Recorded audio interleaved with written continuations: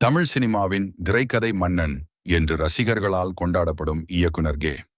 பாக்யராஜ் 1953 ஜனவரி மாதம் 7ஆம் தேதி ஈரோடு மண்ணில் பிறந்தார்.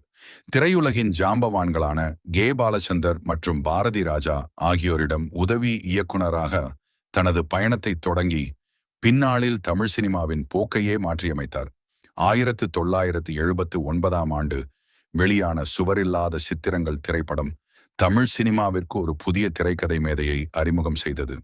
அதன் பிறகு முந்தானை முடிச்சு, தூரல் நின்னு போச்சு, அந்த 7 நாட்கள், டார்லிங் டார்லிங் டார்லிங் மற்றும் இன்றைக்கு போய் நாளை வா என அவர் கொடுத்த ஒவ்வொன்றுமே காலத்தால் அழியாத படைப்புகள்.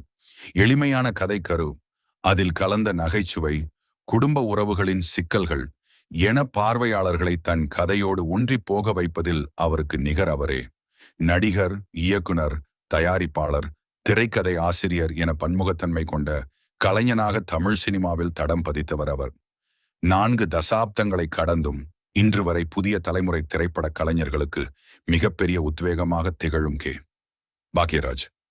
அவர் உண்மையிலேயே தமிழ் சினிமாவின் திரைக்கதை ஜாம்பவான் என்பதில் மாற்று கருத்தே இல்லை.